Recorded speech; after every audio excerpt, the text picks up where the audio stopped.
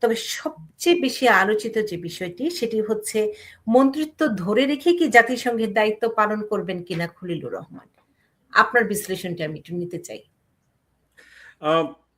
আসলে প্রথমত বাংলাদেশ থেকে মানে ইউএন জেনারেল অ্যাসেম্বলির প্রেসিডেন্ট নির্বাচিত হওয়ার জন্য ডক্টর খলিলুর রহমানকে অভিনন্দন জানাই। সেই সূত্রে বাংলাদেশের সব মানুষকে অভিনন্দন জানাই। তবে সাধারণত যখন এই পদে নির্বাচিত হন, সেটা তো ধরা যায় পৃথিবীর সবচেয়ে বড় পার্লামেন্ট। ইউএন হচ্ছে পৃথিবীর বিশ্ব পার্লামেন্ট। সেই পার্লামেন্টের বলা যায় 1 বছরের জন্য স্পিকার নিয়োজিত হওয়া, ব্যাপারটা এরকম। এই পদটার গুরুত্ব একেবারে কম না, যথেষ্ট সম্মানের পদ। তবে এটাকে আমি আবার কি বলে ওভার রেটও করব না, যে এমন জায়গায় নিয়ে যাব না যেটা হওয়াতে বাংলাদেশ একেবারে বিশাল কিছু অর্জন করে ফেলেছে।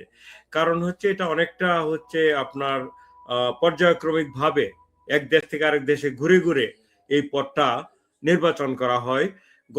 এখন থেকে 81তম, আপনি জানেন 81তম প্রেসিডেন্ট তিনি হয়েছেন, মানে তার আগে 80 জন হয়ে গিয়েছে।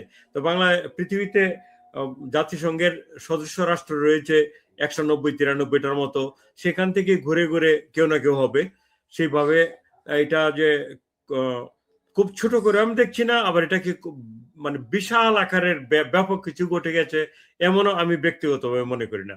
কারণ আপনি মনে করুন যে আপনাকে আমরা যারা সচেতন মানুষ তাদেরকে যদি জিজ্ঞেস করি, আপনি 2-3 জন মানে জাতিসংঘের সাধারণ পরিষদের প্রেসিডেন্টের নাম বলুন, অনেকে এই জিনিসটা জানবে না কারা কারা প্রেসিডেন্ট ছিল। ইমিডিয়েটলি আগে মানে যিনি এন বায়ারব্যাক, উনি হচ্ছে জার্মান পররাষ্ট্রমন্ত্রী ছিলেন, তাই না? তার জন্য ওনাকে যেহেতু ইমিডিয়েট আগে ছিল তাকে দেখেছি। তারপর আপনার ভলকান বার্জির নামে একজন ছিল হচ্ছে 2015 সালে, 2020 সালে 2020-এ যখন কোভিড হচ্ছিল দুনিয়াতে, তখন তুরস্কের একজন ছিল ভলকান বজকির, তার নামটা আমার মনে আছে। তারপর আমি যেহেতু পরিবেশ নিয়ে কাজ করি, সেই জন্য মগেন লেটিকফ নামে একজন হচ্ছে নরওয়ে ছিল 2015 সালে। 2015 কারণ তখন ওই যে স্থায়িত্বশীল উন্নয়ন লক্ষ্যমালা, sustainable development goal, SDG adopt করা হয়েছিল। এই জন্য তো যেটা বলতে চাচ্ছি, এটার তার আগে কিন্তু আপনার মালদ্বীপের একজনও ছিল, তার নাম আমরা কেউ জানি না। তার নাইজেরিয়ার ছিল, তারপর ইউক্রেনের ছিল, অনেক দেশেরই থাকে। তবে এই পদটা মন্ত্রিত্ব রেখে করা যায় কিনা এই আইনটার ব্যাপারে আমি 100% শিওর না।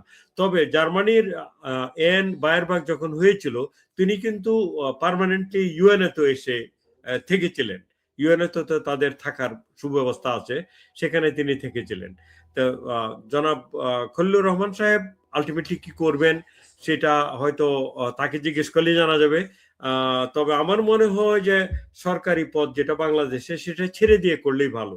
কারণ এটা তো একটা ফুল টাইম জব 1 বছরের জন্য, সেখানে অনেকগুলো মিটিং হয়, অনেক এজেন্ডা থাকে। এখানে তিনি যদি এটা ছেড়ে দিয়ে আসেন তাহলে ভালো হয় আমি মনে করি। এক্ষেত্রে আমি একটু জেনে নিতে চাই, যেমন তিনি ছুটিতে থাকবেন বলা হচ্ছে যে এই সময়টিকে দায়িত্ব পালন করে, এবং বিশেষ করে বলা হচ্ছে যেহেতু জাতিসংঘের সাধারণ পরিষদের অধিবেশন কিছুদিন পরে এবং সেই সময়টিতেও বাংলাদেশে, তাহলে বাংলাদেশের পররাষ্ট্র কারণ ওই সময় তো বাংলাদেশের পররাষ্ট্র নীতিও বিশ্ব দরবারে তুলে নেওয়ার জন্য মন্ত্রীদের অনেক গুরুত্বপূর্ণ ভূমিকা থাকে। তিনি যদি ছুটিতেই থাকেন এবং মন্ত্রিত্ব যদি না বাদ দেন, তাহলে এই কাজগুলো কিভাবে হবে? হয়তো সেকেন্ড সচিব সবাই করবেন, কিন্তু মন্ত্রিত্ব একটা গুরুত্ব আছে। জি, অ্যাবসলিউটলি। এবং সেই জন্য আমি নিজেই কিন্তু বললাম যে উনি যদি এটা 1 বছরের জন্য ছেড়ে দিয়ে আসেন, সেটাই বেস্ট হবে। কারণ ইউএন জেনারেল অ্যাসেম্বলির প্রেসিডেন্ট হওয়া তো একটা বড় ধরনের দায়িত্ব, সেই জন্য ছেড়ে দেওয়া ভালো। তবে উনি যদি ছুটিতে থাকেন, তাহলে আমার ধারণা শামা ওবায়েদ যে প্রতিমন্ত্রী, পররাষ্ট্র প্রতিমন্ত্রী, তিনি হয়তো সেই দায়িত্ব পালন করবেন। এবং তার বাইরে উপদেষ্টা আছে পররাষ্ট্র বিষয়ক উপদেষ্টা রয়েছে। আপনারা ওনাকে দেখেছেন, মানে ওনার তারপরে সচিব রয়েছে, এমনকি আরো কিছু উপদেষ্টা রয়েছে, যেমন ডক্টর জাহিদুর রহমান, তিনি আছেন। এরকম তারা হয়তো চালিয়ে নেবেন। আর আরেকটা বিষয় এই ব্যাপারে আমি একটু বলতে চাই বাংলাদেশে প্রচুর আলোচনা আমি দেখেছি, জিনিসটাতে লেখালেখিও দেখেছি, এবং মানুষ যথেষ্ট উচ্ছ্বসিত, কারণ যে এটা বাংলাদেশের জন্য একটা বিশাল একটা প্রাপ্তি। আমি যেমন একটু আগেও বললাম, আমি ব্যক্তিগতভাবে এটাকে এত বড় প্রাপ্তি দেখি না, কারণ এটা অনেকটা হচ্ছে রুটিন একটা ওয়ার্ক, এবং এই পদের যে আপনার দায়িত্ব, সেখানে কিন্তু আপনাকে বাই ডেফিনেশন 100% নিরপেক্ষ থেকে শুধু অনুষ্ঠানের যে বিধিমালাগুলো পরিচালনা করা, এটা হচ্ছে একটা মিটিং এ সভাপতিত্ব করা। সেখানে তার কিছু যে রোল থাকে না এমন না, যেমন মনে করুন যে এজেন্ডা তো থাকে অনেক, মানে প্রত্যেকটা দেশ নিজস্ব এজেন্ডা প্লেস করে, যে এই মিটিং এ আমি চাই আমার এজেন্ডাটা আলোচিত হোক।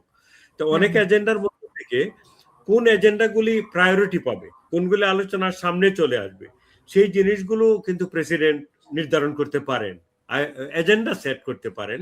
এটা একটা জিনিস। আরেকটা হচ্ছে, আপনি যদি খুব বিশাল ব্যক্তিত্বের অধিকারী কেউ হন, তখন দেখা যায় যে আপনার সাথে যেহেতু সবার একটা ভালো সম্পর্ক, ভালো একটা পরিচিতি তৈরি হয়, আপনি এক ধরনের টোন সেট করতে পারেন যে জাতিসংঘের লক্ষ্য উদ্দেশ্য কি, সেই দিকে যাতে সবাইকে গাইড করা যায়। এবং কিছু কিছু এজেন্ডা যেগুলি মনে করুন যে আমাদের দেশের জন্য হয়তোবা কাজে লাগবে, এমন এজেন্ডাগুলি ইচ্ছা করলে সামনে নিয়ে আসার চেষ্টা করা যায়, যেমন রোহিঙ্গা ইস্যু ফর এক্সাম্পল, অথবা যে নিরাপত্তা বিষয়ক ব্যাপারগুলো, অথবা মাইগ্রেশনের বিষয়গুলো। তো এইগুলো হচ্ছে মানে এজেন্ডা হিসাবে আলোচনার সামনে নিয়ে আসলে হয়তোবা। তারপর ক্লাইমেট চেঞ্জ একটা বিশাল ইস্যু বর্তমানে, ক্লাইমেট চেঞ্জ রিলেটেড যে মানে বিভিন্ন দেশের ভূমিকা কি হবে, কোন দেশ ক্ষতিপূরণ দেবে অন্যান্য দেশকে, সেইগুলির ব্যাপারে এজেন্ডাগুলিতে নিয়ে আসা, সেগুলো এখানে আলোচনা হয়। সুতরাং এই ক্ষেত্রে তার একটা ভূমিকা থাকতেই পারে। তবে